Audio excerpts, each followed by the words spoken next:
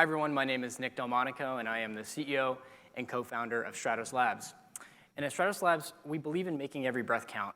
And the reason why that is our story is because of my journey as a patient. I was diagnosed with severe asthma when I was 4 years old, and I know what it feels like to not know my symptoms when I'm wheezing, coughing, and having shortness of breath, and whether or not it's time to go and seek hospitalization or care.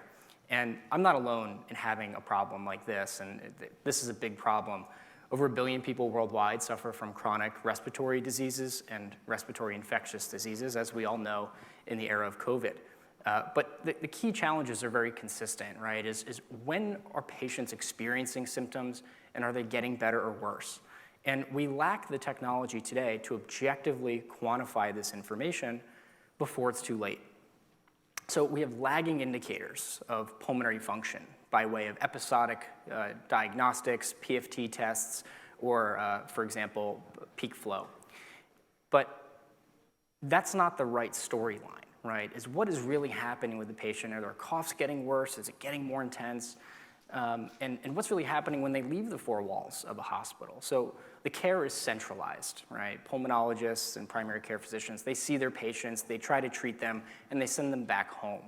And that is where the challenges lie. Patients are reporting their symptoms subjectively, and about 40% of patients either under or over-report what's happening. My CMO likes to say that men lie and women forget. But it's a difficult challenge. And so we wanted to come up with a solution that is objective. And similar to how, for example, a diabetes patient can monitor continuous glucose, or a heart failure patient can monitor ECG by way of Holter. And so that's why we created the Stratos device. It's a small wearable patch that acts very similar to a stethoscope, with it being worn on the body and monitoring this information over time. So you get an objective sense of what's happening with a patient wherever they may be, and that information can be shared with a clinician in real time. So it's really simple to use. You place it on, you configure it, you connect it, and then we collect the data. And what exactly is that data? It's lung sounds, it's breathing patterns, right? It's almost exactly what you would get if you had a doctor or clinician in front of you with their stethoscope. But we're really unlocking the value of a stethoscope and making it into a patient-facing solution. And patients are excited about this. We didn't start building anything until we heard from patients that, yes, this is a problem, and yes, a wearable device would be helpful for me. And we asked them what kind of device and what form factor, where to put the buttons, how thin it needs to be. And so patients say they like it small, it's lightweight, and it gives them more freedom. And that's part of our patent-pending design and utility solution that we've developed. We have an amazing team here at Stratos. We have my CIO, Richard Powers, who was with CardioMEMS previously, was the CIO there. He worked with Jason Crow for 13 years at CardioMEMS, developing a pulmonary artery pressure implant that was successfully commercialized and ultimately exited the St. Jude Medical for nearly $500 million in 2014. And our Chief Medical Officer, Dr. Mitchell Glass, is a pulmonologist, and he's put 5 drugs on the market by way of big pharma and small pharma. We have also amazing advisors to our team, both clinical and strategic. On our board is Dr.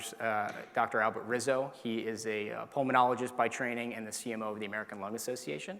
And Steve Bishop is the former CEO of Procter & Gamble Healthcare. And so we've got great stewardship here at Stratos and real visionary thinkers about how we can change pulmonary care for the better in, again, this changing environment. And I'd like for you to hear directly from Dr. Rizzo why he thinks what Stratos is doing is so exciting. Diagnose something earlier. It allows us to intervene earlier and potentially change the course of the disease. And that may be something even as anytime that we can diagnose something earlier, it allows us to intervene earlier and potentially change the course of the disease. And that may be something even as simple as noticing that somebody's developing lung disease and making them stop smoking. The other extreme is the person who is having a shortness of breath episode, stabilized but now is slowly worsening. And rather than coming in every 15, 30 minutes, 40 minutes, checking a peak flow, listening to the lungs with a nurse at the bedside, we can now have something that is potentially going to give us real-time interaction that is archivable, where we can look back over the course of several days to assess and compare to what's going on right now.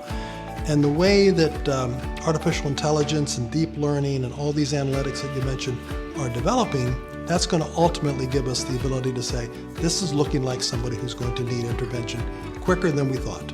So I think that's the predictive value of getting a lot of data and letting a machine figure out what this analysis looks like.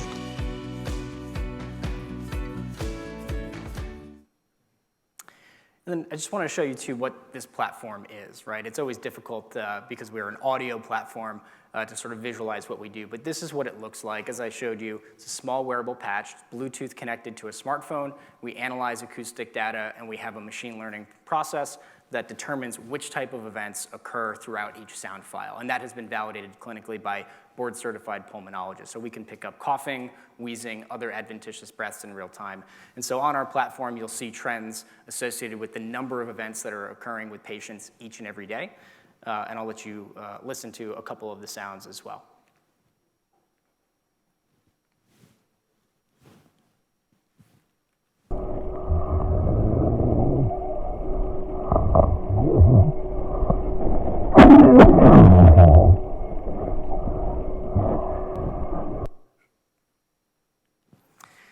So as you could hear, that was a cough, but there's other interesting adventitious breaths in there as well, rhonchus, ralls. All of that has been categorized and clinically validated and published as part of 4 publications to the American Thoracic Society in May of this year. So we're really excited about the data that we've been able to collect. And again, what does that kind of look like over time for patients? This is a study we did in heart failure COPD. At the initial admission, you see this baseline that's running across the bottom of the screen. That's how many events the patient had when he came in. And what you can see is that those events continue to go up, crackles, for example, which is fluid buildup in the lungs, throughout the entire duration of the initial admission. That patient, not surprisingly, was readmitted within a week with a whole lot of adventitious and noisy breath sounds. And unfortunately, this is a patient who passed away in the hospital from a heart failure event. But we were able to see and track these changes from the initial admission throughout the entire duration of the stay. And the PIs in that study said we probably could have done something interventional here had we seen this data live in real time. And so that's where we're going next. We're super excited about those results. And this is data that's been funded from NSF SBIR research. So what is it that we do and how do we make money? One of the key things that we are doing now is we actually work with pharmaceutical companies to objectively collect all of these adventitious breath sounds and provide that back to the trial sponsors.